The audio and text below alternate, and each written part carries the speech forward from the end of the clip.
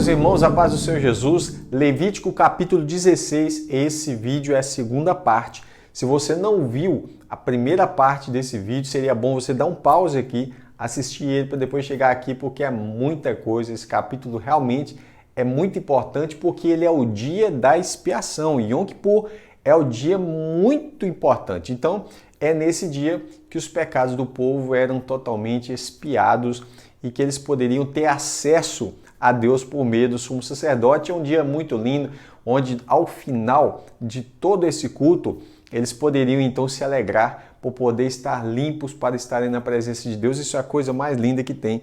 Era necessário para depois chegar ao próximo evento importante, que seria a festa de tabernáculos, onde Deus habita, com os homens. Esse é o símbolo da festa de tabernáculos. Mas para que Deus possa habitar conosco, primeiro precisamos estar limpos. Isso é uma figura magnífica da vida e obra de Cristo por nós e também como nós precisamos também nos apresentar diante de Deus diariamente, tá ok? Então vamos lá, eu fiz um quadro aqui para facilitar e agora vai ficar redondinho, esse capítulo vai ficar facinho para você entender o que ocorria no dia da expiação, tá? Primeiro, Arão, o sumo sacerdote, nesse caso era o primeiro sumo sacerdote, depois veio outros, Mas toda vez que a Bíblia fala Arão aqui em relação ao culto, pode ter certeza que não é só Arão, é o sumo sacerdote de modo geral. Depois dele, todos os sumos sacerdotes que viriam tinham que fazer assim. Então aqui Arão tinha que fazer oferta pela sua casa, É Arão por ele, detalhe, por ele e por sua casa. Quem é a casa de Arão? Isso abrange os sacerdotes de modo geral.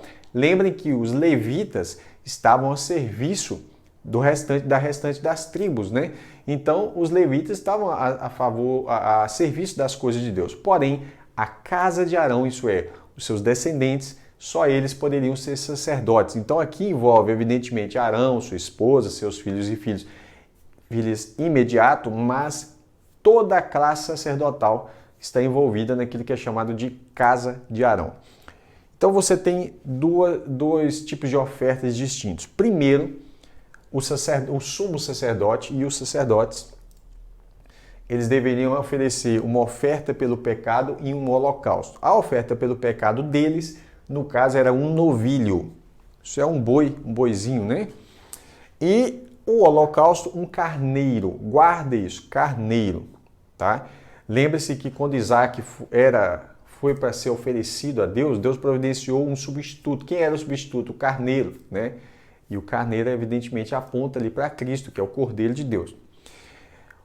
Para todo o povo e da congregação, seria oferecido como oferta pelo pecado 2 bodes, ambos fazem parte da proposta da oferta pelo pecado.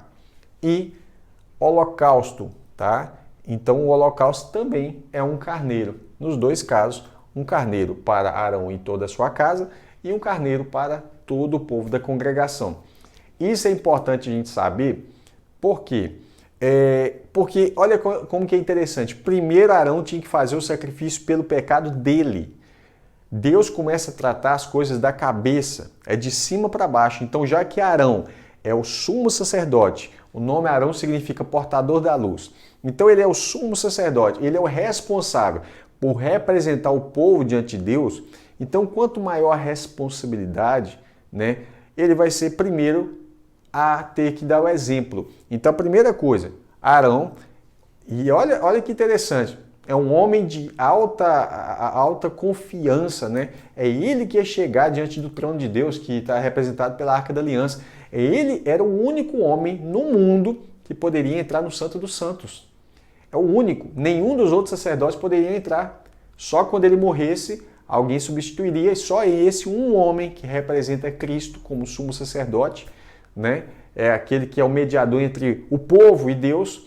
Então só ele poderia entrar, mas ainda assim, ele tinha que oferecer uma oferta pelo seu pecado e também por toda a sua casa. Então Deus trabalha sempre de cima para baixo, da liderança para o povo.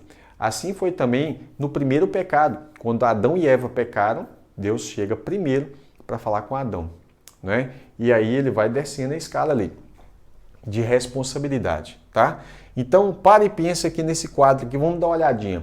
Uma coisa que muitas pessoas não fazem ideia, eu vou destacar aqui, né? É isso aqui, ó. Eu vou colocar uma setinha bem grande para você não esquecer. Jesus Cristo, o sumo sacerdote. Não podemos esquecer que Jesus é o sumo sacerdote. Isso aqui está bem mais claro em Hebreus 3, verso 1. Anote aí, Hebreus 3, verso 1. Hebreus 4, verso 14. Hebreus 6, verso 20. E Hebreus 8, esse aqui é fundamental. Hebreus 8, 1 e 2. Tanto é que eu repeti ele ali, tá? Então você vai ver ele repetido aqui. Hebreus 8, versos 1 e 2. Por quê? O mais importante de tudo que está sendo esclarecido na Epístola aos Hebreus é que nós temos um sumo sacerdote que entrou no santuário verdadeiro, que é o céu. O céu é o santuário verdadeiro, né? Então, o que aconteceu? Nós precisamos ter isso aqui em mente. Quando você entender que Jesus, ele exerce a função de sumo sacerdote no céu, a coisa vai ficar mais linda, vai ficar mais interessante você querer entender todo esse processo aqui, tá? Por que era feito o dia da expiação? Por que acontecia o dia da expiação? Pelos pecados sem intenção ou por ignorância. São pecados involuntários. Onde está escrito isso? Um monte de lugar, mas vamos aqui. Ezequiel 45, 20, Hebreus 9, 7. Você vai ver que esse dia acontecia que o sumo sacerdote ofereceria essas ofertas por causa de pecados involuntários, pecados sem intenção e por ignorância, tá? Aqui eu coloquei alguns textos para a gente meditar acerca da questão do tirar pecado. Jesus ser, né, a oferta que tira pecado, e aí Jesus não precisa morrer 1, 2, 3, apesar de ter vários tipos de oferta nesse livro de Levítico, vários, né, tipos de oferta, e vários animais, tudo aquilo ali representava Cristo, tá? Então toda a oferta de Jesus foi feita uma vez só como oferta e é mais do que suficiente. A Bíblia diz que ele exerceu uma redenção eterna. Isso significa que não é necessário mais oferecer nenhum tipo de animal em sacrifício, porque aquilo era sombra das coisas futuras, que é Cristo que veio no futuro. Isso aqui estava no passado, né? Então, você tem aqui embaixo a relação, né, que está aqui em roxo, você tem aqui a relação de alguns textos que mostra Cristo como sendo a oferta perfeita por causa foi oferecido pelos nossos pecados. É interessante que, ao mesmo tempo que ele é o sumo sacerdote, ele também é a oferta, né? Então, vamos lá. Você já pegou aqui qual que é a estrutura que o texto mostra para nós, que é o novilho, né, para o sacerdote. Isso aqui você vai ver, por exemplo, ali, ó, né? Vou falar aqui sobre o holocausto, por exemplo. No caso do holocausto, que era um carneiro, nesse caso aqui, você vê que ele é um pouco distinto, mas você entende qual é o processo do holocausto aqui, Levítico 1, do verso 3 ao 4. Você vai ver nesses dois versos que o holocausto, ele tinha duas funções. A primeira função, né, é para a pessoa ser aceito diante do Senhor. Então, se o sumo sacerdote quer entrar lá dentro e quer falar com o Senhor, ele quer levar uma intercessão, uma oração e o incenso que representa a oração, ele precisava antes fazer um holocausto para ser aceito diante do Senhor, para que ele não morresse, certo? Só que tem um detalhe, esse sumo sacerdote, ele está entrando lá dentro para representar quem? Um povo. Esse povo também precisava de um holocausto para ser aceito diante do Senhor. E é interessante porque ser aceito está relacionado com isso aqui, ó, com a tampa da Arca da Aliança, que é chamada de propiciatório. Essa peça é chamada de propiciatório. Então, o propiciatório, ele é Cristo. Você vai ver na primeira epístola de João que Jesus é a propiciação pelos nossos pecados. Olha que legal, né? Propiciatório, propiciação. Se ele é a propiciação, isso significa que ele faz Deus, que estava contra, né, por causa do nosso pecado, se tornar favorável, propício. Olha aí, propiciação. Agora Deus é propício. Deus é favorável a nós por causa do sangue de Cristo, né, que Deus se torna favorável. Então, o primeiro propósito do holocausto é fazer você e eu sermos aceitos. Então, o sumo sacerdote, toda a sua casa e todo aquele povo, para que o sumo sacerdote representasse e entrasse lá, ele precisava ser aceito. Então, o holocausto por ele e pelos líderes, os sacerdotes, e o holocausto pelo povo, para que o povo também fosse aceito diante de Deus. Outro propósito, fazer expiação, que está relacionado com isso aqui, ó, reconciliação.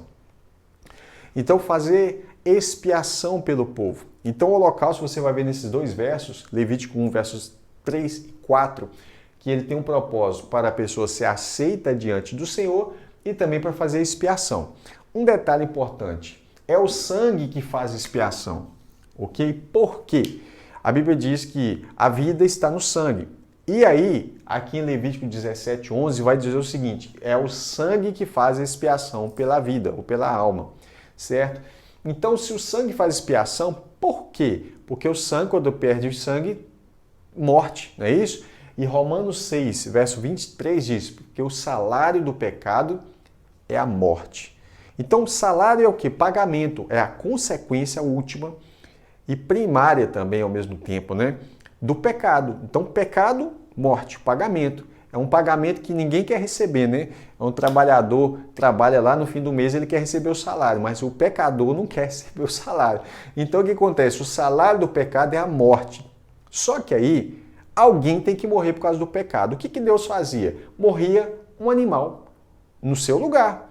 Esse animal é inocente, ele não tem culpa nenhuma. Só que esse animal representa Cristo, que é o inocente. Muitas vezes as pessoas falam assim, ai, tadinho dos animais. O animal morria, mas ele não tinha culpa. Por que a pessoa não fala assim, meu Deus, o amor de Cristo nos constrange, porque ele morreu por nós, sendo nós ainda pecadores. É o que Paulo fala. Quando Paulo entende isso, ele fala, o amor de Deus nos constrange, porque Cristo morreu por nós, sendo nós pecadores. Ele morreu ao seu tempo pelos ímpios. Então éramos pecadores, vivíamos em inimizade contra Deus e ele foi lá inocente, morreu para abrir a oportunidade de todos terem acesso a Deus. Claro, todos aqueles que recebem a Cristo como Senhor e Salvador, né? Então vamos lá. Então aqui ficou claro por que o sangue faz expiação, porque o sangue está relacionado com vida. Então é vida e vida. Quando o animal morria, morria por causa do homem, senão o homem ia morrer. Então ele providenciava uma oferta ao Senhor, tá aí, né? E aí, quando nós olhamos para Cristo, as pessoas às vezes se doem por causa dos animais, mas elas esquecem que tem Cristo. Cristo morreu, o justo, ele sim é o justo, o único justo, absoluto, morreu justo pelos injustos, que somos nós, né? Então vamos lá. O dia do perdão, o que acontecia aqui no dia do perdão? Tá? Aqui no dia do perdão acontecia humilhação, né? Deixa eu pegar esse texto ali. Eu coloquei Hebreus 9, 11 a 28. Esse texto vai aparecer aqui embaixo. Rapidamente aqui, vamos lá. Hebreus 9, 11. Quando Cristo veio como sumo sacerdote dos bens já realizados, mediante o maior e mais perfeito tabernáculo, não feito por mãos humanas, quer dizer, não desta criação, e não pelo sangue de bodes ou de bezerros, né? Mas pelo seu próprio sangue, ele entrou no santuário uma vez por todas e obteve uma eterna redenção. Aí ele vai falar sobre isso e você dá uma lida aí até o verso 28, né? Se você puder fazer essa leitura, vai ser muito interessante. E o capítulo 10 de Hebreus fala assim, verso 1. Ora, visto que a lei é apenas, sim, a lei é apenas uma sombra dos bens vindouros. Está vendo a minha mão? Agora, olha, não sei se vai dar para você ver a sombra dela lá embaixo. Ó. A sombra, né, não é a realidade. Quando você olha para a sombra, você não sabe determinar nada. Quando você olha para a mão de alguém, você determina se tem pelo, né? Se tem cabelo, se não tem, se tem unha, se não tem, a cor de pele. Você verifica o tamanho exato dessa mão. Mas uma sombra você não sabe o tamanho, não sabe o formato direito, não sabe muito bem. Então, visto que a lei é apenas uma sombra dos bens vindouros, não é a imagem exata, a imagem real das coisas, nunca consegue aperfeiçoar aqueles que se aproximam de Deus com os mesmos sacrifícios que ano após ano, continuamente eles oferecem. Então, veja bem, nós hoje, quando vai falar assim, Hebreus 10, eu anotei esse texto, Hebreus 10 aqui, ó, né? Se você aqui está o verso 22, pode pegar do 19 para frente, que o verso 19 fala assim: portanto, meus irmãos, tendo ousadia para entrar no santuário pelo sangue de Jesus, olha aí, sangue de Jesus, pelo novo e vivo caminho. Vê a importância do sangue de Jesus? Porque é o sangue que faz a expiação, é o sangue que nos faz ter reconciliação e perdão. Então, pelo sangue de Jesus, nós temos acesso para entrar no santuário, mas é lá no céu de verdade, não é numa figura. Aí ele fala, pelo novo e vivo caminho que ele nos abriu por meio do véu, isso é, pela sua carne. Aqui você vê que a carne, que o véu tipificava a carne de Cristo. Tendo um grande sacerdote sobre a casa de Deus, que é Jesus, aproximemo-nos com um coração sincero, em plena certeza de fé, tendo o coração purificado, olha, purificação da má consciência e o corpo lavado com água pura. Aí aqui vai falar para não deixar de congregar no verso 25, que é importante.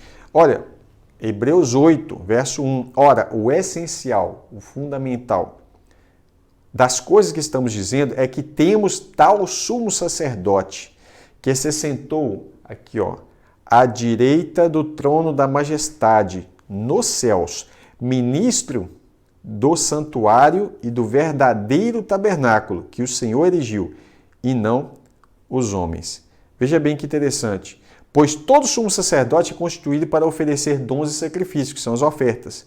Por isso era necessário que também esse sumo sacerdote, que é Jesus, tivesse o que oferecer. Se ele tivesse na terra, nem sacerdote seria, visto que existem aqueles que oferecem dons segundo a lei. Por que ele não seria sacerdote segundo a lei? Porque na lei os sacerdotes eram da tribo de Levi e Jesus é da tribo de Judá. Aí ele vai falar assim, estes da tribo de Levi, os levitas, né, os sacerdotes, ministram em figuras e sombra das coisas celestiais.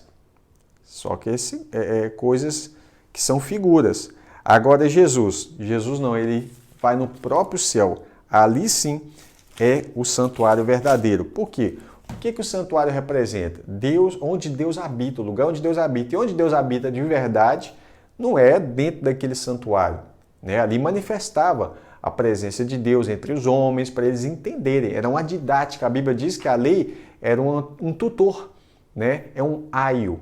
É só para ensinar crianças. Então, aquela etapa de infantilidade espiritual estava em crescimento. Quando Jesus vem, aí ele é a realidade. Então, quando ele entra no santuário, como ele não é da tribo de Levi, ele não entrou lá dentro do Santo dos Santos, aqui no templo, né, que estava de pé naquela época.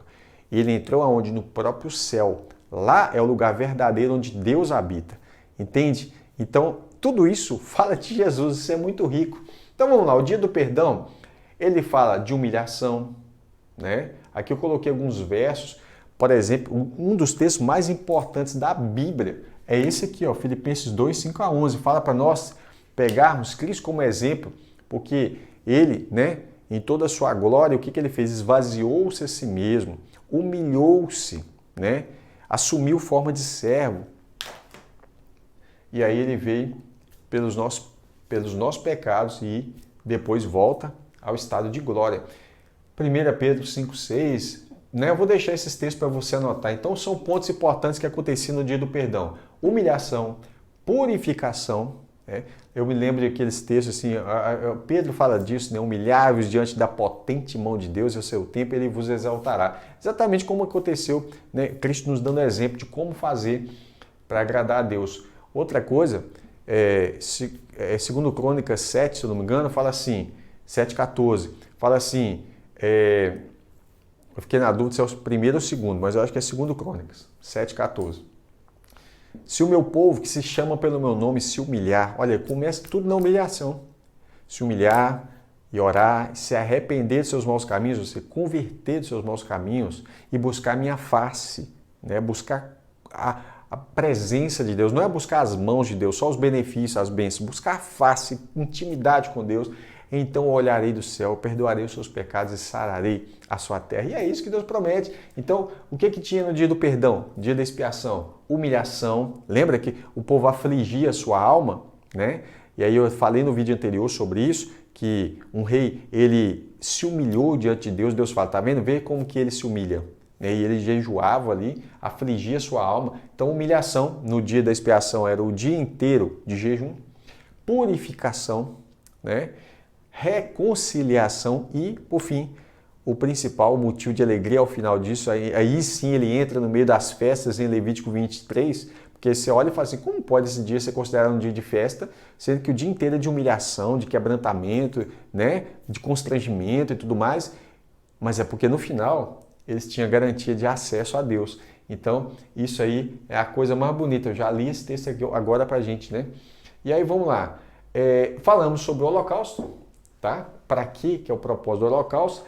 A oferta pelo pecado do sacerdote, que é um novilho. Isso você vai ver aqui em Levítico 4, versos 1 ao 12. Nós já falamos disso. Quem não viu o vídeo Levítico 4, verso 1 ao 12, pega aí para assistir, que vai ser bem importante, tá bom? Eu vou deixar o quadro livre, mas tem um detalhe aqui que eu não posso deixar passar. Esse aqui, Levítico 16, 17. Olha o que fala aqui, que é o texto que nós estamos trabalhando agora. Veja bem, eu vou ler o verso 16, né? Assim fará expiação pelo santuário por causa das impurezas dos filhos de Israel e por causa das suas transgressões e de todos os seus pecados. Fará o mesmo pela tenda do encontro. E aí, isso era feito pelo altar, não só pelo sacerdote e o povo, mas também era purificado nesse dia, era feita uma expiação pela tenda, pelo santuário e pelo altar também, onde era oferecido o sacrifício.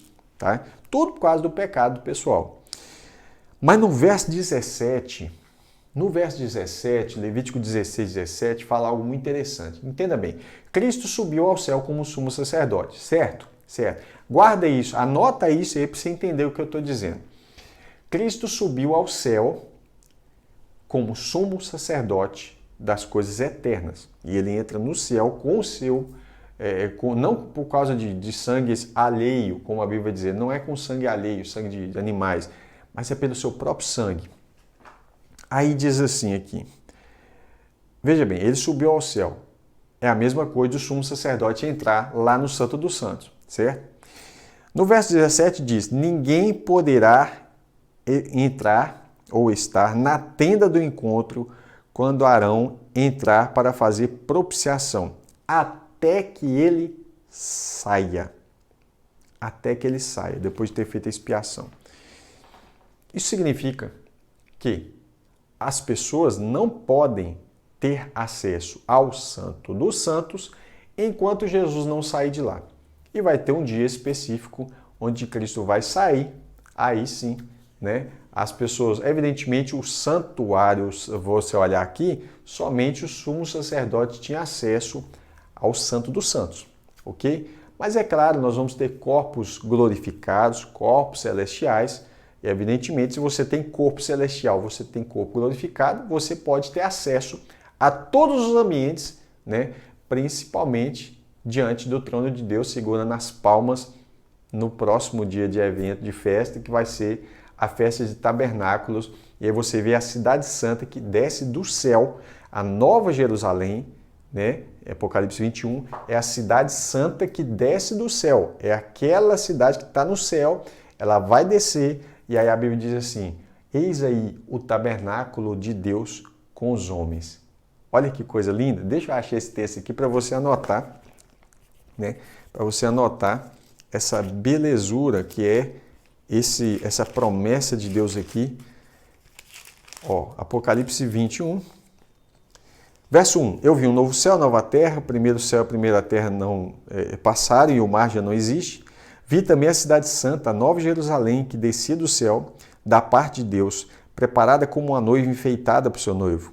Então ouvi uma voz forte que vinha do trono e dizia, eis o tabernáculo de Deus, olha aí, com os homens. Deus habitará com eles, eles serão seu povo, e Deus mesmo estará com eles e será seu Deus. Ele vai enxugar dos seus olhos toda lágrima e ó, acabou, você está feliz, já foi purificado, já passou pela humilhação, pela purificação, reconciliação com Deus, né? Texto importante de reconciliação, aqui ó, Efésios 2, 13 a 18, dá uma lida aí que você vai gostar. Aqui texto muito importante aqui também, né? Acabou que eu li esse texto aqui também, tá bom? Eu vou deixar o quadro livre para você fazer anotações.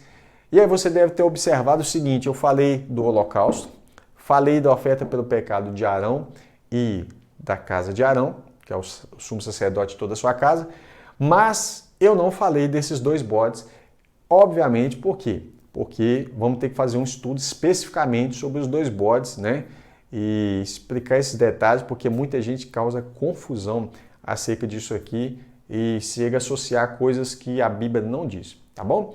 Até o próximo estudo, se Deus quiser, deixa o quadro livre, peço oração, peço que compartilhe os estudos com outros irmãos, né? E acesse o nosso site para você ver vários artigos que a gente está fazendo de estudos bíblicos, inclusive de conteúdos do nosso quadro, tá lá também, cursobiblicoonline.com.br, tá bom? Deus te abençoe e até logo.